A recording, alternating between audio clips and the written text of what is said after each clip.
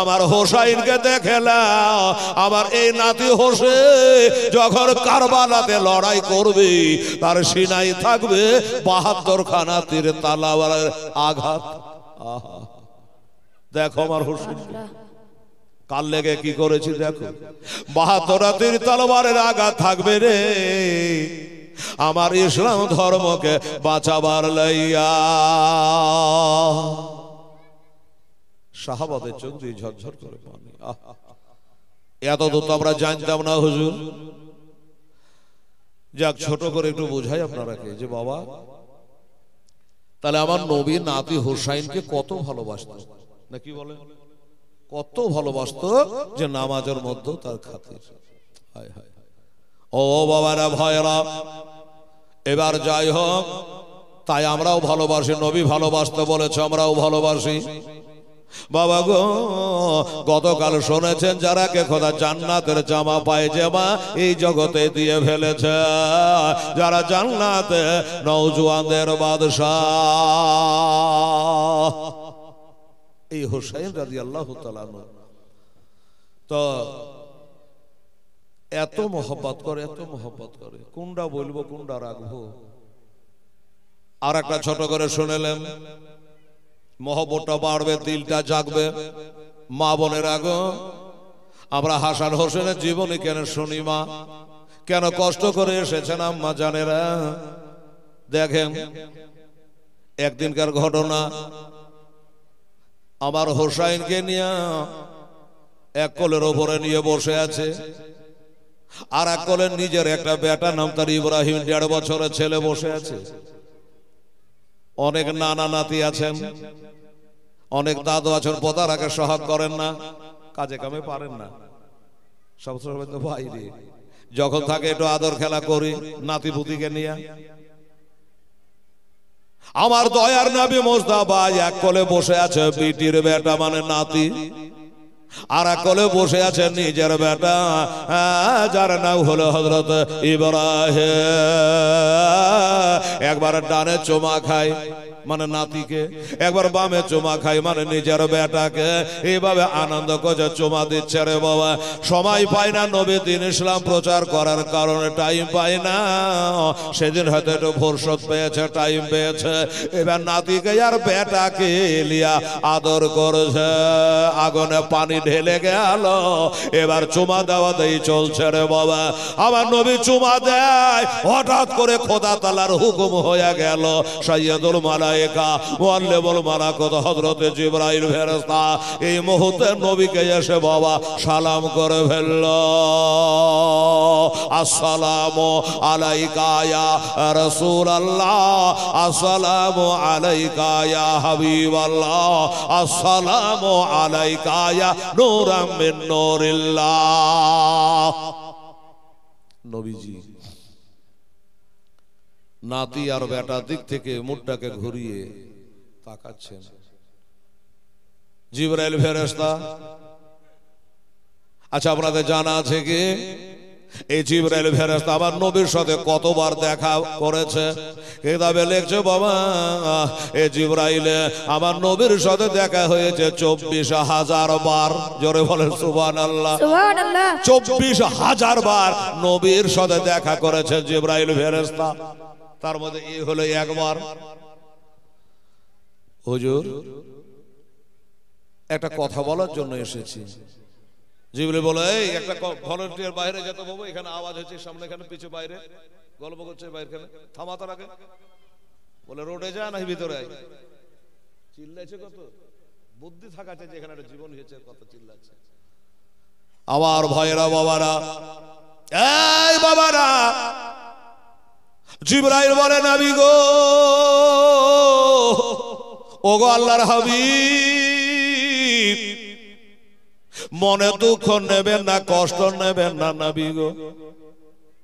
কেন ভাই জিবরাইল বলো? বলে আপনি যে একবার ডানে চুমা দিচ্ছেন, একবার বামে চুমা দিচ্ছেন, আল্লাহকে দেখে বড় ভালো লেগেছে। ছোটদের স্নেহ করা আর বড়দের সম্মান করা, এটা আমার নবীর কথা রে বাবা। তো বলল এই দুটা যে চুমা খাচ্ছেন আমার আল্লাহকে ভালো লেগেছে নবী গো। তাই এই দুটার ভিতরে যে কোনো আল্লাহ তাআলাকে একটা জমা করে। নবী অবাক, তাই নাকি? বলে হ্যাঁ। ও জিবরাইল ফেরেশতা, এ দুটার মধ্যে আল্লাহ একটা নিবে, তা কোনটা নিবে? আল্লাহ নামকরণ করেছে। বলে না, এটা আর একটা ভেজাল লেগে গেল। এক যদি নাম করে বলতে যে ডাহিন দিকটা লিব কি বাঁ দিকটা লিব, হোসাইনকে লিব না ইব্রাহিমকে লিব, এটা তো এমন করে বলে নাই। আপনি যেটা দিবেন আল্লাহ তাআলা সেটাই কবুল করবে নবী গো। আচ্ছা এবার বলুন আমার ভাইয়েরা, মা বোনেরা, আমাদের বিবেক কি বলে? এই বেটিরা রে, বুবুরা, আপনারা হলে কি করতেন? বলে আমার নাতিটাকে নিয়ে যা, আমার কলজা টুকরা বেটাটাকে রেখে যাও। বলবেন কিনা? বেটাটাকে রেখে যাও আর নাতিটাকে নিয়ে যায়। এটা তো হলো বিটির বেটা, এটা হলো নিজের কলজার বেটা। এই বলতাম। কেন হোসাইনের জীবনী হয় শুনেলেন? আমার নবী বলল, ওগো জিবরাইল যাও, আমার আল্লাহ তাআলাকে বলো যে আমি আমার নিজের বেটাকে দিতে পারি, আমার বিটির বেটা হোসাইনকে আমি দিব না। আমি হোসাইনকে দেব না, কারণ হোসাইনকে দিলে আমার ফাতেমা কাঁদবে, আমি সহিতে পারবো না। আমি আমার হোসাইনকে দেব না গো। যাও আল্লাহকে বলো। বলা হলো। এই কথার 3 দিনের মাথায় আমার ওই নবীর বেটা মারিয়া কিবতিয়ার পেটে থেকে পয়দা হয়েছিল। আর ওই 1.5 বছরের বেটা ইব্রাহিমের ইন্তেকাল হইয়া গেল। ইন্না লিল্লাহি ওয়া ইন্না ইলাইহি রাজিউন। জ্বর নাই, জ্বালা নাই, কিছু নাই, নবী দিলেন, আল্লাহ নিলেন, এই তো কথা। ইন্তেকাল হয়ে গেল। এবার কাফেরেরা নবীকে তিতকারি মারতে লাগলো। কি? যে নবীকে বলে আল্লাহ দোস্ত বলে ডাকে, আনতা হাবিবুল্লাহ, খুবই ভালোবাসে। তো যদি ভালোবাসে তো তারা বেটা কেন মারা গেল? দেখেন তুই হতভাগা আবু জেহেলকে কি বলে। এবার আমার আল্লাহ বলছে, হাবিব গো, ওদের জবাব আপনাকে দেওয়া লাগবে না, আমি দেব। আমার আল্লাহ তাআলা বলে, বিসমিল্লাহির রহমানির রহিম, ইন্না আতায়নাকাল কাউসার ফাসাল্লি লিরাব্বিকা ওয়ানহার, ইন্না শানিয়াকা হুয়াল আবতার। কোরআন একটা সূরা পেলাম। যাই হোক, উদ্দেশ্য হলো বলার, তাহলে আমার নবীর নিজের বেটা অপেক্ষা আমার হোসাইনকে বেশি ভালোবাসে, তাই আমরা ভালোবাসি। উত্তর গেল, মনে রাখবেন। কেন ভালোবাসেন? কি দরকার? উত্তর হলো, নবী এত ভালোবাসা বেসেছে, তাই আমরাও তারাকে ভালোবাসে। ভাই যাই হোক, কাল তো এক ভাইয়ের হয়ে গেছে, আর এই হোসাইন থাকলেন। ইজিদ পাপি নামটা শুনেছেন না? ঢোল বাজা পাটি শোনেন একটু। এই ঢোল বাজা পাটি একটু শুনেন। এখানে ঢোল বাজা পাটি একটাও নাই, আমি জানি। ঢোল বাজারা ভিতরে ঢুকবে না।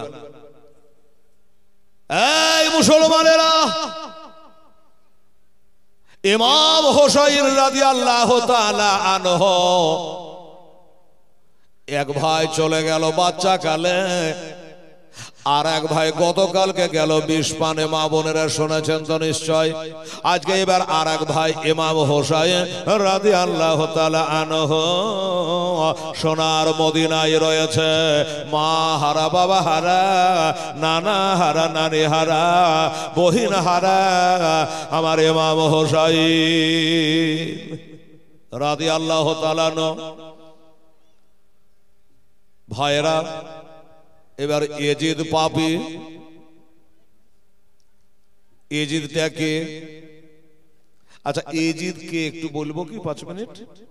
এই বাবজিরা, বুড়া বাবজিরা, বলবো? বলেন। আরে যুবকেরা কথা বলিস, এইদিকে দেখ বাবু, এইদিকে দেখ। হোসেনের সব তো নাম ধাম পরিচয় একটু দিলাম। এই যে লোকে এজিদ এজিদ, এজিদটা কি? কোন কাফের, মুশরিক, ইহুদি, নাসারা নাকি? একটু 2-4-5 মিনিট বলছি, 10 মিনিট পরিচয় দেওয়ার জন্য। বললে তো আজকে এজিদের বয়ান ধরলে তো রাত পার, কিন্তু খালি আমি ব্রেনে আপনাদের মেমোরিতে রাখবার জন্য, একটু বুঝের জন্য। এই যে হোসাইনের যুদ্ধটা হলো এজিদের সঙ্গে। এজিদটা কোনো কাফের ছিল না, বেদিন ছিল না, ইহুদি ছিল না। কে ছিল? হোসাইন হলো একটা সাহাবীর বেটা, আর এজিদ হলো একটা জান্নাতি সাহাবীর বেটা। বুঝে গেলেন? বলবেন হেলাল রে, হোসাইনের বাবার নাম বললি তো এজিদের বাবার নামটা বল, পাল্লা ভালো হই হোক। আমার হোসাইনের বাবা হলো আল্লাহর ওলি হযরতে আলী রাদিয়াল্লাহু তাআলা আনহু, আর এজিদের বাবা হযরতে আমির মাবিয়া রাদিয়াল্লাহু তাআলা আনহু। কোন আমির মাবিয়া? সারা জগতের যত মুমিন মুসলমান আছে বাবা, ওই মুমিন মুসলমানদের হইল মামা। এজিদের বাবা হলো দুনিয়ার মুমিন মুমিনাই যে মা বোনের আছে, এদের মামু হলো, এদের এজিদের বাপ হলো মামু। আমাদেরও মামা হইল, আপনাদেরও মামা। মুর্শিদাবাদে যত মুসলমান তাদের মামা। এক কথা, সারা বিশ্ব জগতের মুসলমানের মামা। এই ফিচিক পাচাক হয়নি, কখন তার লাগায়? আসছো রাত 10টাতে, আধখান হয়েছে বেরাদার। মামা কি করে হলো? এই এজিদের একটা ফুপু ছিল বাবা, এর নাম ছিল উম্মে হাবিবা। এই উম্মে হাবিবার সাথে আমার নবীর বিয়ে হয় বাবা।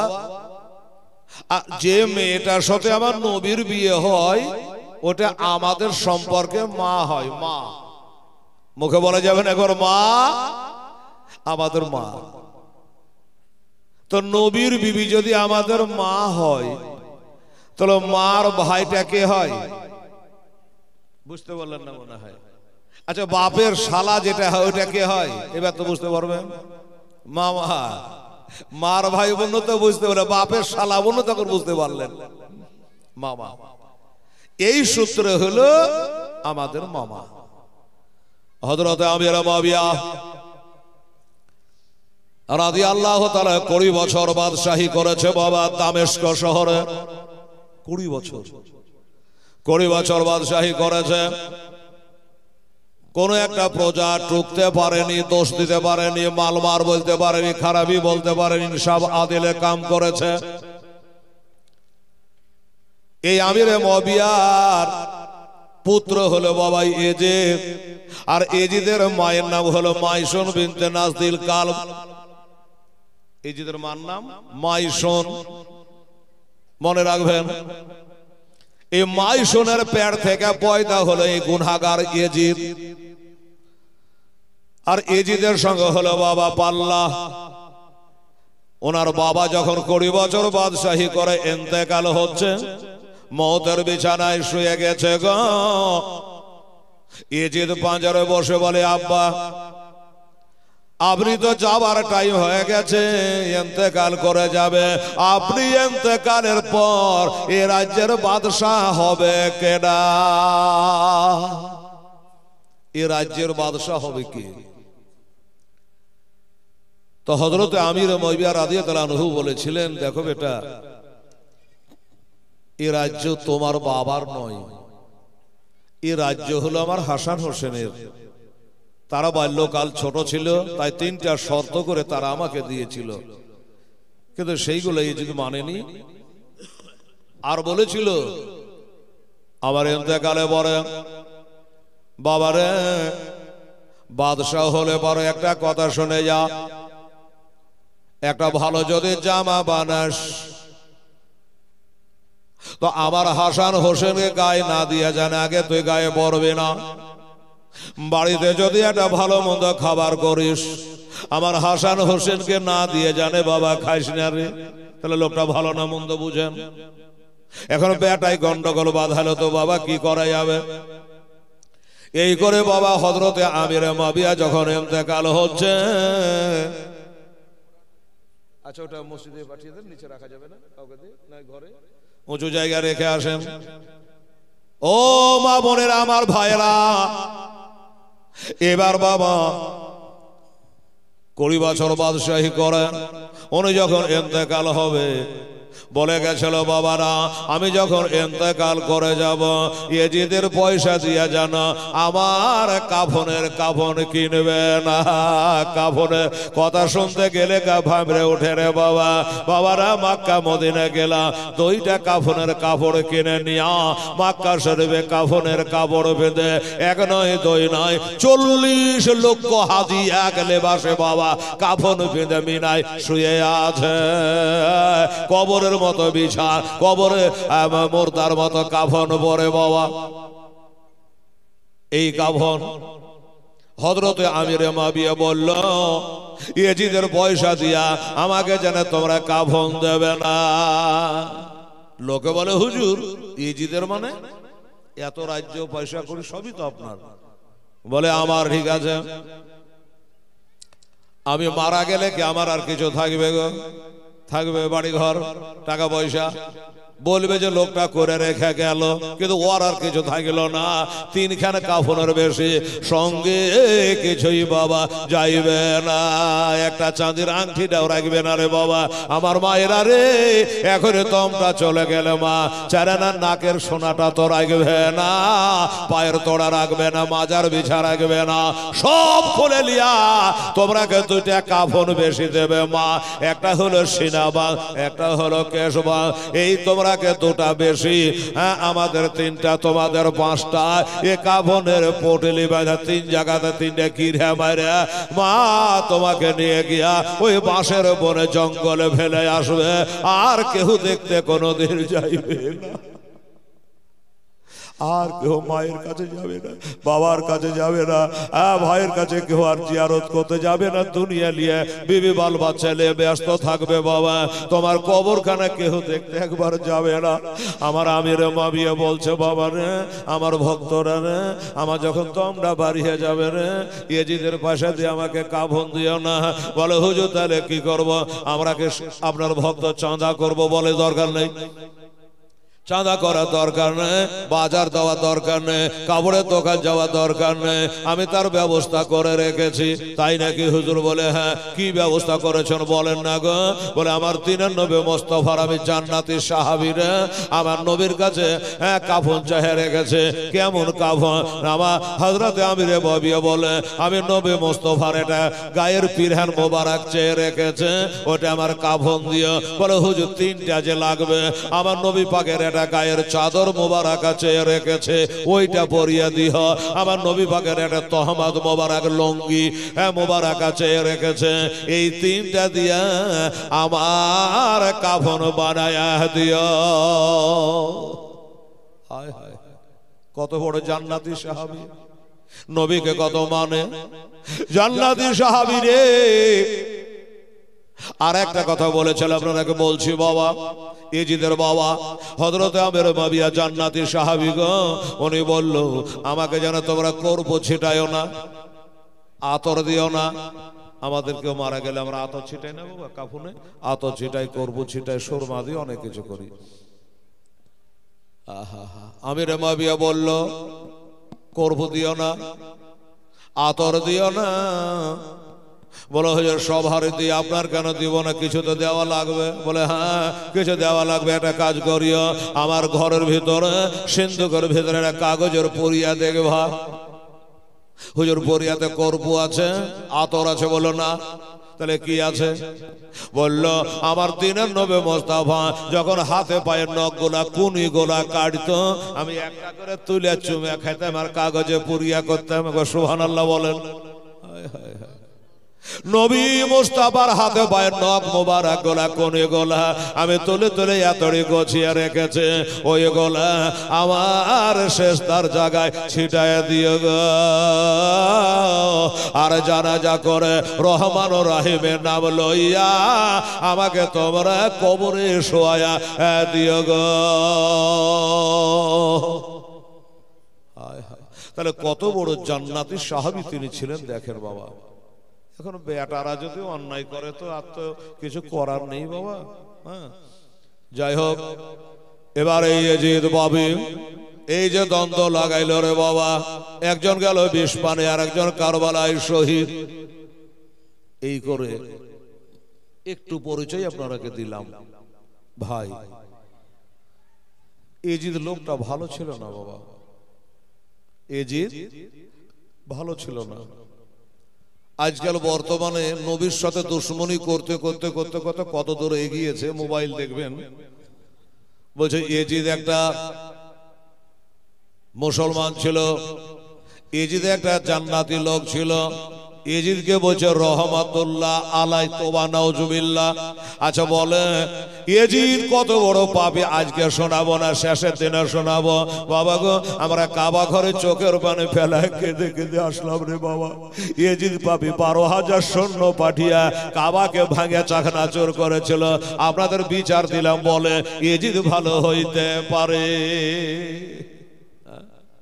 যে ইয়াজিদ পাপী একটা কথা বলে আপনাদের গা ভাইমরা উঠবে, চমকে যাবেন, বলবেন হেলাল কি কথাটা? আমরা মদিনায় 8 দিন থাকলাম, মদিনার মসজিদে জামাত ছাড়লাম না, দূরে দূরে জামাত ধরে নামাজ পড়লাম রে বাবা। ওই মদিনা মেম্বারে আতাহারি আমাদের দিনের নবী যেখান করে দাঁড়িয়ে খুতবা পড়তো, ওই খুতবা দেওয়া মেম্বারে ইয়াজিদ পাবে ঘোড়া দিয়া বাবা পেশাব করাইছে। এই লোকটা ভালো? আপনাদের বিবেকে দিন নবীর খুতবা পড়া জায়গায় যে ঘোড়া দিয়ে পেশাব করে লোকটা ভালো হয়? এগুলা চোখে পড়ে না, খালি লম্বা পাঞ্জাবি দিয়ে পড়ে। এই মুসলমানেরা, দেশে হাজারো হাজার পাক পবিত্র নারীর গর্ভে মদিনায় তার সৈন্যরা হারামি সন্তান দিয়েছে, এত অত্যাচার করেছে বাবা। ওই ইয়াজিদ পাপী গুনাহগার। অনেকে বলছে ইয়াজিদকে রাদিয়াল্লাহু তাআলা না, আমরা বলি না পাপী ব্যক্তি, গুনাহগার ব্যক্তি, ফাজের ব্যক্তি। বাবা গো, আমার হোসাইন হলো ভালো। এই মুসলমানেরা, ইয়াজিদ যদি ভালো হলো, কেউ যদি বলে ইয়াজিদ ভালো ছিল, ওকে বলেন এই ইয়াজিদ যে ভালো ছিল, হ্যাঁ, সারা পৃথিবীতে কোন মানুষ ইয়াজিদকে নেবে এটার নাম রাখেন, আমাকে বুঝা। হ্যাঁ, ওর মাথাকে খারাপ করে দিবেন। ইয়াজিদ যদি ভালো হয় তো একটা নাম কেন কেউ ইয়াজিদ রাখে না বলেন তো? আর হোসাইন ভালো, তাই কোটি কোটি হোসাইন পাবেন, পাবেন কিনা? জর্জ বুশ খারাপ ছিল, জর্জ বুশ নামটা আর নাই, তবে সাদ্দাম নামটা মনে হয় মানিকচক থানায়, হ্যাঁ বাবারে 2-4 হাজার পাওয়া যাবে সাদ্দাম। তাতে কি বোঝা গেল? সাদ্দামটা ভালো ছিল, তাই সাদ্দাম নামটা আমার মা বোনেরা পোতার নাম রাখে, বেটার নাম রাখে। আর আমার হোসাইনের নাম রাখে, ইয়াজিদ নাম রাখে না। ভালো হলে ইয়াজিদ নামটা লোকে রাখতো, ভালো লাইতে রাখে না। আর কেমন করে বুঝাবো? যাই হোক বাবা, আমরা ইয়াজিদের দলের নয়, আমরা হোসাইনি মুসলমান, এই কথাটা মনে রাখবেন। তো ওই সময়তে মদিনার যে গভর্নর ছিল, এর নাম ছিল ওলীদ বিন উকবা। ইয়াজিদের বাবা শহীদ হয়ে ইন্তেকাল হয়ে গেল। তো এই ওলীদ বিন উকবার কাছে একটা চিঠি আসলো। কার? ইয়াজিদের চিঠি। ইয়াজিদের চিঠি আসলো যে মদিনাবাসী, আমার বাবা ইন্তেকাল করে গেছে, আমি এখন বর্তমানে দামেস্কর বাদশাহ, আমিরুল মুমিনিন, আমাকে সবাই আমিরুল মুমিনিন বলে মানো। আজ জোর করে কি আর মুরিদ করা যায়?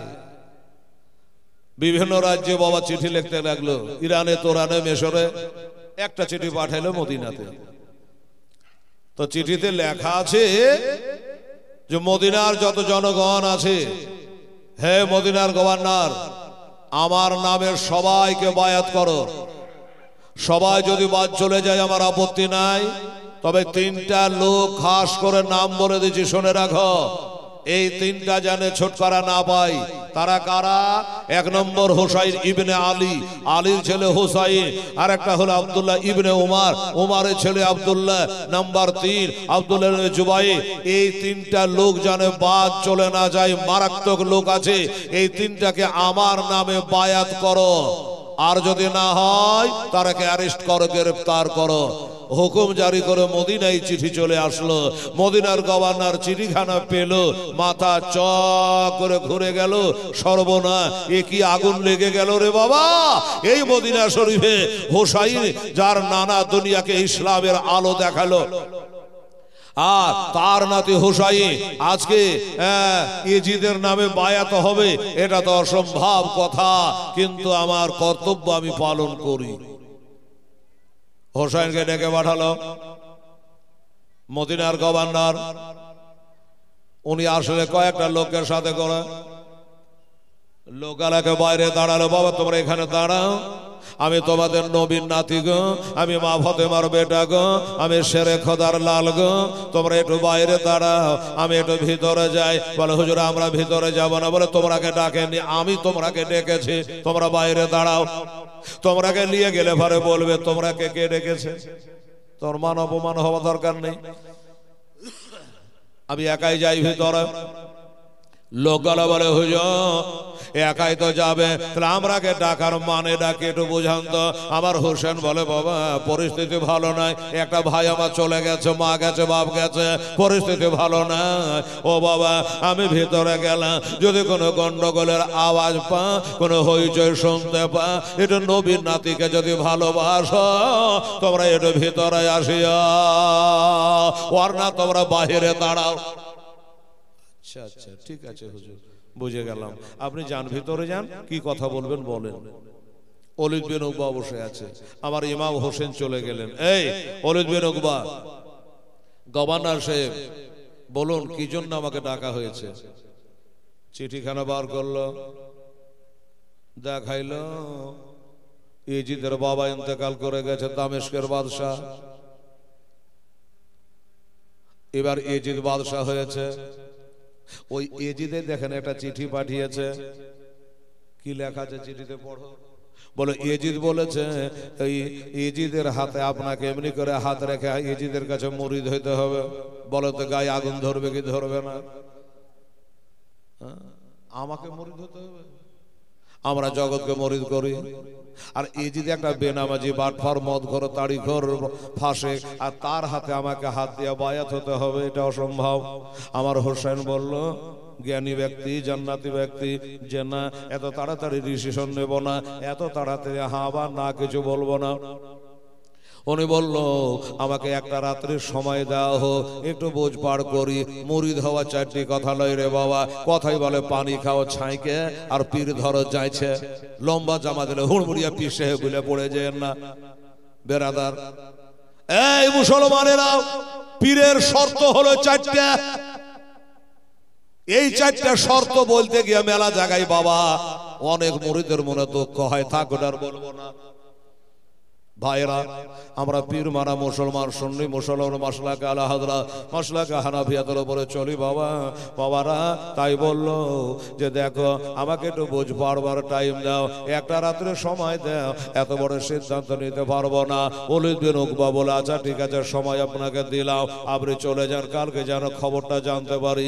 এবার হোসেন ঘর থেকে বেরিয়ে চলে যাচ্ছে, বাহিরে লোকগণা দাঁড়িয়ে আছে, চলো সবাইকে নিয়ে চলে যাচ্ছে। এবার ওইখান করে বসে আছে গিরগিটির বেটা মারওয়ান, শুনেছেন না মারওয়ান হামান, এ মারওয়ান বসে আছে। যখন হোসেন বেরিয়ে চলে গেল, মারওয়ান বলছে ওলীদ বিন উকবাকে হোসেন যে বেরিয়ে চলে গেল, আজও গেল কালো গেল, আর কবজা করতে পারবে না, সময়ের বাহানা করে চলে গেল, আর কিছু করার নেই। এবার বাড়িয়ে গিয়া মাগরিবের নামাজের আগে বা পরে আমার হোসেন বেটা বেটিকে ডাকলো, কই আমার হাসান বানু কই, শাহর বানু কই, ওমে রবাব কই, ওমে লাইলা কই, আমার সখিনা কই, আমার সগরা কই, আমার কাশেম কই, আমার বেটা আলী আকবর কই, আমার জয়নুল আবেদিন কই, এক এক আমার বহিন দুইটা কই, আমার কুলসুম আর জৈন দুইটা মার পেটের বহিন আছে তারা কই, এক কথা পুরা ফ্যামিলির লোকগুলাকে বাবা নিয়া একটা মিটিং করে ফেললো আমার হোসাইন। এই মিটিং এ আলোচনা হলো, শোনো ইয়েজিদের বাবা ইন্তেকাল করে গেছে, ইয়েজিদ এখন বাদশাহ হয়েছে, আমাদের নামে একটা চিঠি এসেছে আমাদেরকে মরিদ হওয়ার জন্য। বেটা আলী আকবর রে, বেটা জয়নাল আবেদিন রে, ওরে বেটা আমরা দুনিয়াকে মরিদ করি, আমরা তাদের হাতে মরিদ হতে গেলে ইসলাম ধর্ম থাকবে না, আজান থাকবে না, মিনার থাকবে না, মেহরাও থাকবে না, নামাজ দুনিয়া থেকে উড়ে যাবে রে বেটা। দরকার হলে এই মদিনা ছেড়ে চলে যাব তাও ভালো, কিন্তু ইয়েজিদের হাতে হাত দিয়া আমরা বায়াত হইব না। বেটাকে, ভাতিজাকে, আত্মীয় স্বজনকে সবাইকে বলে দিল, শোনো দরকার হলো মদিনা ছেড়ে চলে যেতে রাজি, কিন্তু ইয়েজিদের হাতে হাত দিয়ে বায়াত হব না। আব্বা হব না এটা আলাদা কথা, কিন্তু মদিনা ছাড়বো কেন? প্রশ্ন একটা, মদিনা ছেড়ে চলে যাব কেন? বলল বেটারে এই জন্য যাব, ইয়েজিদের সৈন্য সামন্ত মদিনায় নামিয়ে দেবে। ইসরাইল যেমন ফিলিস্তিনে গাজায় নামিয়ে দিয়েছে, ফিলিস্তিনের ব্যাপারটা খালি ফিলিস্তিনের নয়, সারা বিশ্ব জগতের মোমেনা মুসলমানদের একটা ব্যাপার আছে, যেটা হলো আমাদের প্রথম নাম্বার আল্লাহর ঘর কাবা, বাইতুল্লাহ শরীফ, মসজিদে আকসা। বেরাদার যাই হোক, এবার বলল কি, যদি এখানে আমরা থাকি, দামেস্ক শহর থেকে ইয়েজিদ লাখো লাখো সৈন্য পাঠাবে ইসরায়েলের মতো, যুদ্ধ চালু হবে। আব্বা এই যুদ্ধে কি আমরা পারবো না? বলে বেটা পারবো না পারবো ওটা পরের কথা। এমন হতে পারে ওই যুদ্ধের বাহানায় আমার নানার রওজায়ে পাক ভেঙে গুড়িয়ে দিতে পারে, আমার মা ফাতেমার কবরের গুম্বাজ ভেঙে দিতে পারে, আমার ভাইয়ের কবরটাকে চাখানা চুর করে দিতে পারে। বড় বড় 10,000 সাহাবীর কবর আছে জান্নাতুল বাকিতে, এগুলাকে ভেঙে তারা বেশ মার করে দিতে পারে। এই জন্য আমার যুক্তি হলো, দরকার হলো মদিনা ছেড়ে চলে যাব, কিন্তু মদিনায় যুদ্ধ করব না। বোঝা গেল? এই কারণে সবাইকে বলে রেডি হয়ে যাও। বেটা ভাতিজা আত্মীয় স্বজন ঘরবার সবাইকে রাজি করা হলো যে আজকে রাতটা মদিনায় থাকবো, আর ফজরের নামাজ পড়ে নিয়া আমি হোসাইন মদিনা ছেড়ে সবাইকে নিয়ে চলে যাব। এখান থেকে 400 মাইল তো ওইটা হলো মক্কা শরীফ। আরব আবার মক্কায় আমার মদিনা হইল সোনার দেশ, যে দেশে শুয়ে আছে যিনি হইল এই নবীদের শেষ। সবই আমাদের, মক্কাও আমার, মদিনাও আমার, সৌদি আমার। তো সকালবেলায় চলে যাব, এই সিদ্ধান্ত বাবা হয়ে গেল। আবার হোসাইন বলে, শোনো আমার বিবি সাহেবা শাহর বানুরে, বিবির উম্মে বা উম্মে লাইলা, 3 জন বিবিও ছিল। বেটা ভাতিজা সবাইকে বলল ফজরের নামাজ পড়ে এখান থেকে চলে যাব, কিন্তু আজকে রাতের বেলায় আমি হোসেন বিছানায় ঘুমাবো না। আমাকে তোমরা যেন বিছানায় কেউ তল্লাশ করিও না, পাবে না। বলে আব্বা গো আজকে কোথায় যাবে? বলল এই মদিনার শরীফটা একটু ঘুরবো, আমার নানাকে জীবনের মতো শেরবারের মতো সালাম করতে যাব, আমার মায়ের কবরটা একটু জিয়ারত করব, আমার ভাইয়ের কবরটা একটু জিয়ারত করব, আমার মামার কবরটা একটু জিয়ারত করব, আমার আত্মীয় স্বজনের কবর গলা একটু জিয়ারত করব। আর ওই জিয়ারত করে নিয়ে সকাল বেলায় মদিনা থেকে বেরিয়ে যাব। তবে বেটারে যেখানে থাকি না কেন এই মদিনার মসজিদের নববীতে ফজরের নামাজটা বাপ বেটা মিলে জামাতে আদায় করব। এই কথা বলি আমার হোসেন সবকে বুঝিয়ে দিল, জানিয়ে দিল। জানিয়ে দেওয়ার পরে এশার নামাজ পড়লো। এশার নামাজ পড়ে নিয়ে বাবা বেরিয়ে গেল গো। নানা রওজা পাকে গিয়ে বাবা ঢুকরে ঢুকরে আমার হোসেন কাঁদে, বলে নানা গো আমি আপনার আদরের নাতি হোসেন যার খাতির নামাজের অবস্থায় করেছেন নানা, এ যে তার খাতির করলো না, আমি তাই মদিনা ছেড়ে সকালে চলে যাব গো নানা, আমার আখেরে সালাম হলো গো নানা, এটাই বুঝে আমার জীবনের শেষ সালা। আমার মা বোনেরা কথাটা শুনবেন, আম্মা জানেরা, আমার হোসেন যে নানা রওজাটা জিয়ারত করলো মা, আর জীবনে কোনোদিন জিয়ারতে আসতে পারে নাই, এটাই জীবনের হলো আর শেষ সালা। তবে হোসেন বলে নানা যান আপনি এসেছিলেন মক্কা থেকে মদিনা, আর আপনার নাতি যাবে মদিনা থেকে মক্কা। আপনি এসেছিলেন কাফেরদের অত্যাচারে, আর আপনার নাতি হোসেন যাবে আপনার উম্মতের মুসলমানদের অত্যাচারে। আমার শেষ সালামটা গ্রহণ করেন না। না নবী রওজা পাকে শুয়ে আছে গো। হোসাইনের কথাগুলো শুনে আমার নবী জর্জর করে মনে হয় কাঁদছে গো, যে আমার আদরের নাতিরে আমার রওজা ছেড়ে তুমি 400 মাইল দূরে চলে যাবার নাতি। ও বাবারা মায়েরা আমার বোনেরা বলে নানা গো আপনি এসেছিলেন রাতের বেলাতে আবু বাক্কারকে সাথে করে, আর আপনার নাতি যাবে কালকে সকাল বেলায় আমার বেটা ভাতিজাকে সঙ্গে করে, আর হয়তো আসতে পারবো না, আর বুঝে সালাম করতে পারবো না গো নানা, আমার সালাম খানা নিয়ে। তবে নানা যা শুনেছি আসবার কালে আমার বাবা হযরত আলীকে আপনার বিছানায় শুয়ে রেখে এসেছিলে, আর আমি ইমাম হোসাইন আমি যাবার কালে আমার একটা 11 বছরের বেটি আছে যার নাম হলো সগরা খাতুন। ওই সগরাকে আমি মদিনায় ছেড়ে যাব গো। এই কথা বলে বাবা এবার নানা কবরখানা বাবা জিয়ারত করা হয়ে গেল, নানা রওজায়ে পাকটায় সালাম করা হয়ে গেল, জিয়ারতটা হয়ে গেল বাবা।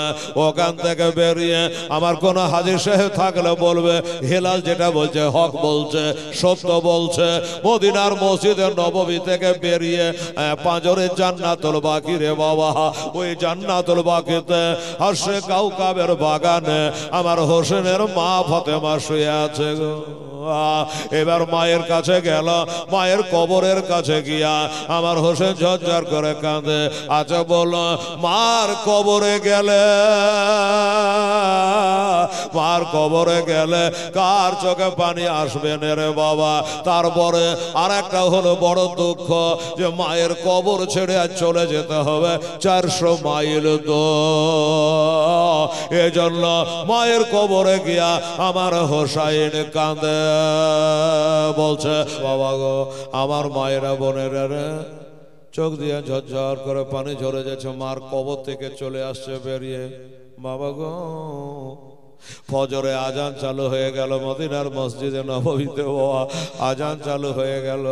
বেটা ভাতিজারাকে ডেকে বলে, চলো এই জামাত বুঝি আর বাপ বেটাই কোনোদিন মদিনায় হবে না। মদিনায় জীবনে জামাত হবে না, ইতিহাস বলে হয়নি। এটাই হলো জীবনের শেষ নামাজ। আমার মায়েরা রে, আমার হোসেন যেখান করে থাকবে মা, ওইখানে দুনিয়ার কোন ইমামের ইমামতি চলবে না, ইমামতি হইবে না। আমার হোসেন ইমামতি করে 2 রাকাত নামাজ সুন্নাত আদায় করে নিয়া, নানার সুন্নাতটা আদায় করে নিয়া এবার 2 রাকাত ফরজ নামাজটা বেটা ভাতিজারাকে নিয়া এবার জামাতের সঙ্গে বাবা আদায় করে নিল।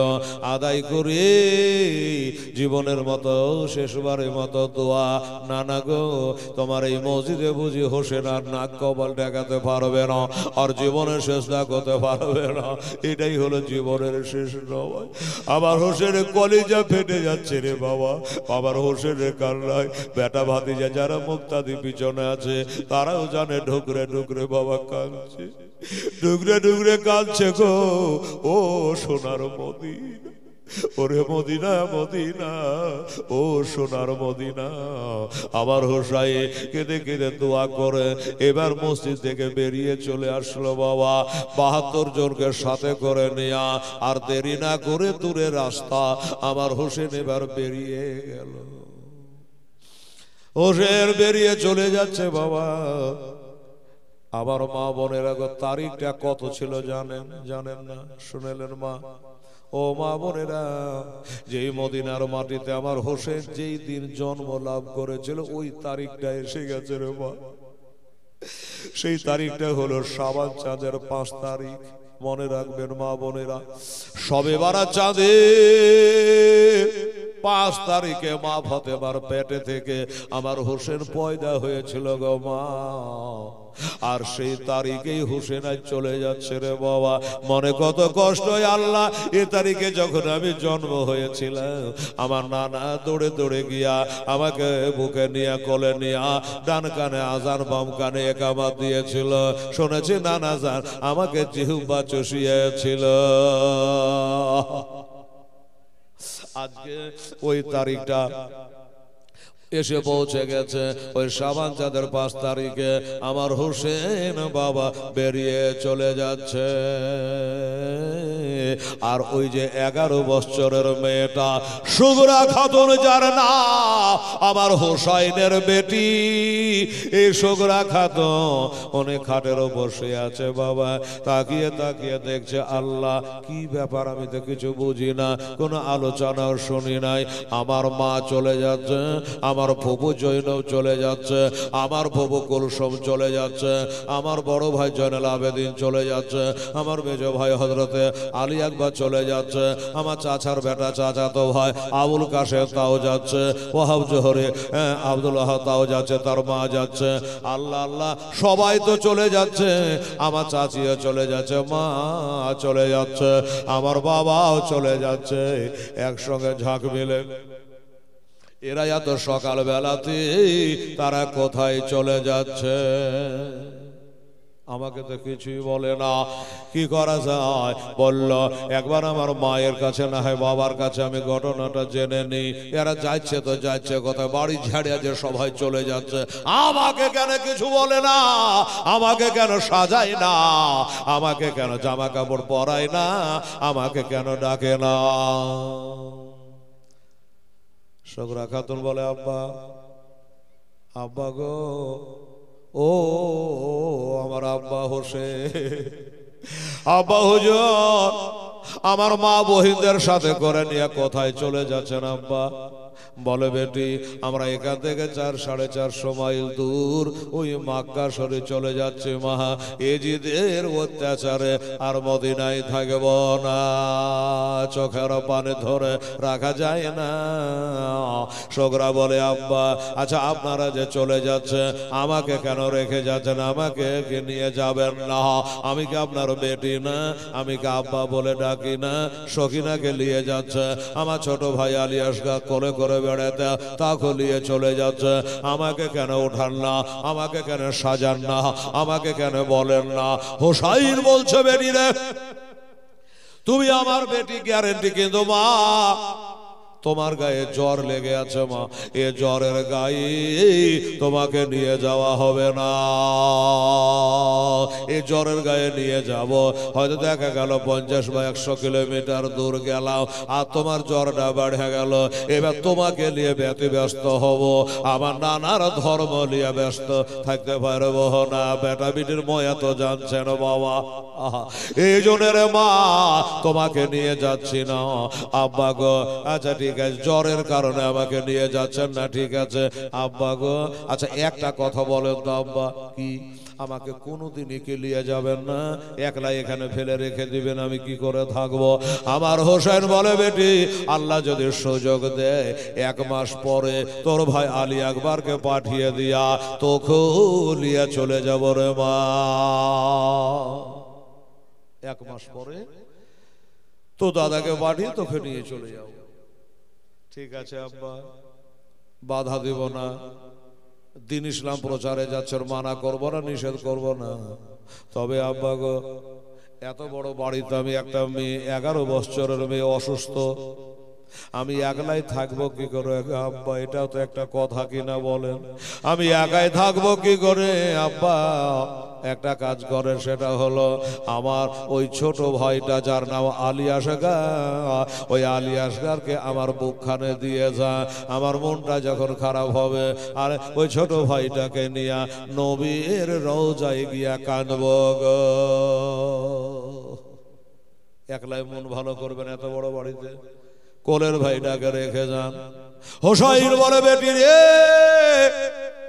তোর যুক্তিটা খারাপ না রে মা, তোর যুক্তিটা খারাপ না, কিন্তু এই 6 মাসের বাচ্চাকে নিয়া তুই বিপদে পড়বি মা। এ খোরমা খেজুর খেতে পারে না, ভাত রুটি খেতে পারে না, মায়ের স্তনে দুগ্ধ পান করে, মা তোমার কষ্ট হবে। আচ্ছা একটা কথা বলি মা, তোমার ভাইয়ের কথা যদি মনে পড়ে যায়, তাহলে একটা কাজ করো, ওই দেখো জান্নাতুল বাকিতে একটা ছোট্ট কবর আছে, দেখবা ওটা হলো আমার ছোট ভাইয়ের কবর, ওইটা হলো মহসিনের কবর। তোমার ছোট ভাইকে নিয়ে যাচ্ছে, আর আমার ছোট ভাইয়ের কবরখানা তোমাকে, আমার ছোট ভাইয়ের কবরের কাছে গিয়ে কাঁদিও মা, তোমার ছোট ভাইকে রাখতে চাহিও না। আচ্ছা ঠিক আছে আবার তাই হবে। একটা কাজ করেন, আব্বা বললো কি, সবাইকে নিয়ে যান, আমার মার পেটের বোন সখিনাকে রেখে যান। ওই সখিনাকে যদি রেখে যান, আমরা 2 বহিনে কথাবার্তা বলবো, টাইম পাস হয়ে যাবে। আমার ছোট বোনটাকে রেখে যা। হোসেন বলে, বেটি রে, তোমার ছোট বোনকার বাধা দিও না মা, আশা করে বেরিয়ে গেছে মায়ের হাত ধরে। এই বেটি সুগরা রে, আমি তোমার ছোট বোনটাকে নিয়ে যাচ্ছি মা, আমি তোমার বাবা হোসেন, আমার একটা ছোট বহিনের কবর আমি মদিনায় তোমাকে দিয়ে গেলাম, আমার ছোট বহিনের কবরটা দিয়ে গেল। আচ্ছা ঠিক আছে আব্বা যান। চলে গেল, কাফেলা একটু আগাইলো, আবার ডাক দিয়ে বলে, আব্বা সবাইকে নিয়ে যান, আমার ভাই বোন সবকে নিয়ে চলে যান। তবে আব্বা একটা কথা বলি, আব্বা আমার জনম দুঃখী মাকে রেখে যাও, আমার মাকে রেখে যান আব্বা। একটু জ্বর বেড়ে গেলে ওষুধ খাওয়াবে কে, একটু পানি ঢালবে কে? আমার মাকে রেখে যা, আর কিছু আপনার কাছে চাইব না।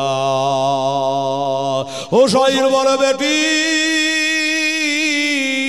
সুগরা রে, তোর যুক্তিটা খারাপ না মা, তবে একটা কথা বলি সুগরা রে, আমি তোর মাকে নিয়ে যাচ্ছে, তোর মাকে তুই মা বলে ডাকি, আর কেউ মা বলে ডাকে না। তবে একটা এমন মা ওই জান্নাতুল বাকিতে রেখে গেল। হিন্দু মুসলমান জৈন খ্রিস্টান নামাজি বেনামাজি ইরানি তুরানি মাকে মাদানি ছোট বড় ছেলে মেয়ে সবাই যাকে মা ফতেমা বলে ডাকে, ওই মায়ের কবরখানা তোকে মদিনা শরীফে দিয়ে গেলাম রে। সুগরা খাতুন আর কিছু বলার নেই, সবই তো বললাম। একটার উদাহরণ একটাই দিয়ে আমার বাপ বুঝিয়ে দিল। আচ্ছা ঠিক আছে আবাজান, আবাগো আর আমি কিছু বলবো না, এবার চলে গেল। এবার সুগরা খাতুন দরজার কাছে দাঁড়াইয়া বাবা কান্দে আর বলে, মা ও মা, আমি শুনেছি মায়েরা নাকি বেটিরাকে খুবই ভালোবাসে, মায়েরা নাকি বেটিরাকে খুবই ভালোবাসে। মা কথাটা যদি সত্য হয় তাহলে তুমি জ্বরের বেটিকে ফেলাইয়া একাই তুমি চলে যাচ্ছ কি করে গো মা? ফিরে আসো মা, তুমি ঘুরে আসো মা। এবার মায়ের কানে আওয়াজ কানে পৌঁছালো। সুগরা খাতুনের মা আমার হোসাইনের সামনে বাবা দাঁড়িয়ে গেল, বলে, স্বামী গো, আমি জীবনে কোনোদিন আপনাকে বাধা দেই না, জীবনে কোনোদিন কোনো কথা কহি না, আজকে একটা কথা কইব। বলল কি? বলে, আমার আসমান জমিন এক হয়ে যাচ্ছে গো স্বামী। ওই দেখে তাকায়া আমার সুগরা খাতুন 11 বছর বেটে দরজায় দাঁড়িয়ে মা মা করে কাঁদছে, মা মা করে ডাকছে। আমি জানো পা তুলতে পারি না গো স্বামী। আবার অসুস্থ বেটি মা মা করে ডাকে, আবার ভিতরে ফেটে যাচ্ছে গো স্বামী, আমি পা তুলতে পারি না। তাই আমরা যদি একটু অনুমতি পাইতাম, আমি একটা তোড় মেরে গিয়া আমার আঁচল দিয়া বিটির চোখটা মোচাইয়া দিয়ে চলে আসতাম।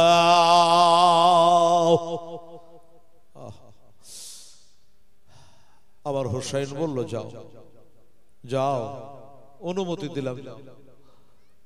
আমি জানি মা হারা কত ব্যথা, ভালো করে আমার জানা রে। যাও তাড়াতাড়ি করে যাও, তবে বেটের বয়াতে যেন থেকে যেও না, এরো তাড়াতাড়ি করে চলে আসো, বেটে চোখের পানি মোছাইয়া চলে আসো। এই কথা বলে বাবা ছুটি পেল, অর্ডার পেল। মা চলে আসলো বেটের কাছে। বেটে তৎক্ষণাৎ খাটের উপরে শুয়ে পড়েছে চাদর গায়ে দিয়া। খাটের পাশেতে মা জননী বসে গেল, আঁচলটাকে চাদরটাকে সরাইল, চোখের পানে গোলা মা যেন মোছাইয়া দিল। লম্বা করে বেটির গায়ে হাত বোলাছে, মা আমার বাবার গো, মায়ের হাতটা এত সুন্দর গো, মায়ের হাতটা গায়ে ঠেকায়, মনে হচ্ছে জানে খানিকটা জ্বর বাবা কমে গেল গো। মা মা গো, তুমি আমার ডাকে সাড়া দিয়েছো মা, তুমি কি আর যাবা না মা? বলে, বেটে কথা বলিস না, তোর ডাকে সাড়া দিয়েছি, তোর কান্না শুনে থাকতে পারি নাই। তাই হোসাইনের কাছে, আমার স্বামীর কাছে, তোর বাবার কাছে একটু সময় চেয়ে নিয়ে তোর সঙ্গে দেখা করতে এসেছে মা, শান্ত থাক, আমি আবার চলে যাব। এবার বেটি বলে, মা এটা কি করলে গো? আগুন যে লিভিয়া গেছিল গো মা, আবার তুমি উস্কে দিতে চলে এলে। তোমরা চলে যাওয়া দেখে আমার কান্নাটা ধিমি ধিমি হয়ে গেছিল, আবার চলে এসে আমার লিভিয়া যাওয়া আগুন তুমি জ্বালাইয়া দিলে। এক চলে যেতে তাই ভালো ছিল, আবার কেন আইলে মা? অনেক কথা বললো বাবা, কিন্তু থাকা হলো না। এবার সুগরা থাকলো মদিনা, আর সবাই মিলে চলে গেল বাবা ওই মক্কা শরীফে। মক্কা শরীফে গিয়া আমার ইমাম হোসেন শাবান চাঁদে গেল, বললাম নে বাবা। শাবান, রমজান, শাবান, জিলকা, জিলহা, তারপরে হচ্ছে মহরম। 6 মাস পরে যুদ্ধ চালু, হ্যাঁ না? 6 মাস পরে কারবালায় যুদ্ধ হচ্ছে 61 হিজরিতে। শুনেন, এইভাবে থাকতে লাগলো। তবে একটা কথা বলি, মদিনায় রেখে গেল নানার কবর, আর মক্কাতে আমার হোসেন গিয়া পায়া গেল নানির কবর, জান্নাতুল মুআল্লায় মা খাদিজার কবর। গালা জিয়ারত করে নিয়ে থাকতে লাগলো বাবা। যে মক্কাতে নবীর আমার জন্ম হয়েছিল ভালো করে জানে আমার হোসাইন, ওইখানে বাবা গিয়ে থাকতে লাগলো। আর এই থাকার খবরটা সারা দুনিয়াতে ছড়িয়ে ছিটিয়ে গেল।